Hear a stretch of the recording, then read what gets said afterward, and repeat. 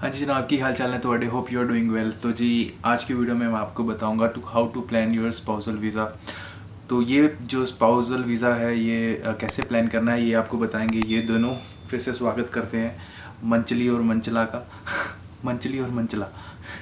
तो मंचली जो है और मंचला जो है ये दोनों रिलेशनशिप में है। इसके अंदर दो सिनेरियो है।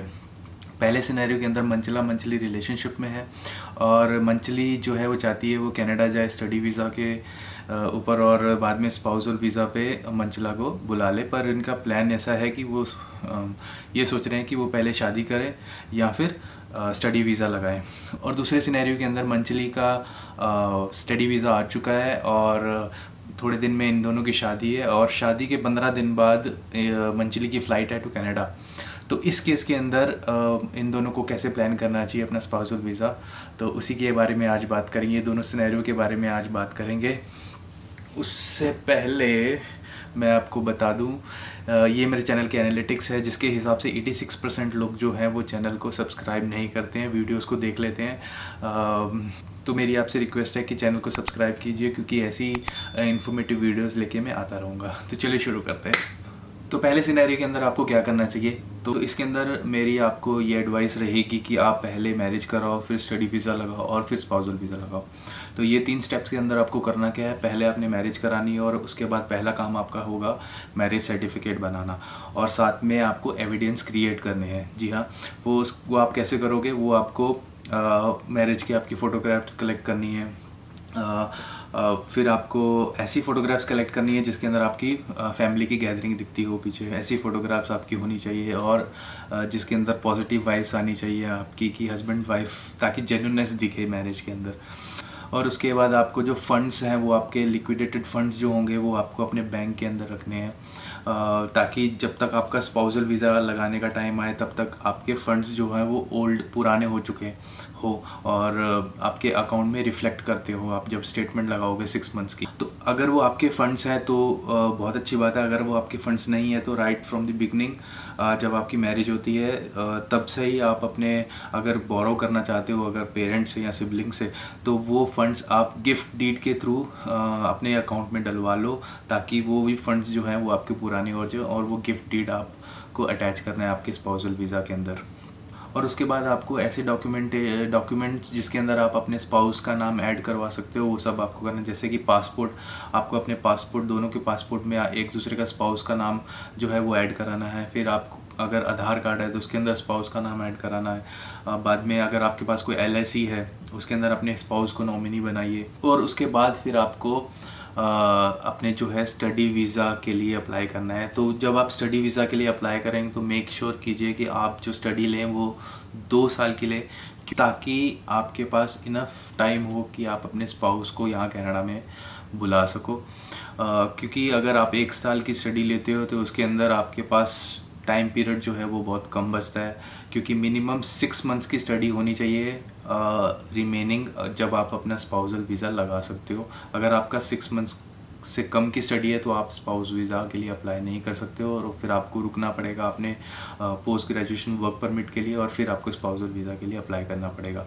और उस केस में भी फिर अगर 1 साल की स्टडी है तो 1 साल का ही वर्क परमिट मिलता है, फिर से आपके जो है 1 साल का ही टाइम मिलेगा। इसीलिए 2 साल की स्टडी लीजिए और ताकि 3 साल का आपको वर्क परमिट मिले, ताकि आपके पास इनफ टाइम हो आप अपने स्पाउस को यहाँ बुला सको। तो पहले सिनेरियो के अंदर तो सिंपल हो गया, आपको पहले मैरिज करनी है, फिर स्टडी वीज़ा लगाना है और फिर स्पाउसल वीज़ा लगाना है। तो इसके अंदर right from the beginning marriage जब आपकी होती है तब से ही आपकी प्लानिंग शुरू हो जाती है स्पाउसल वीज़ा के लिए, जैसे कि मैंने आपको बताया।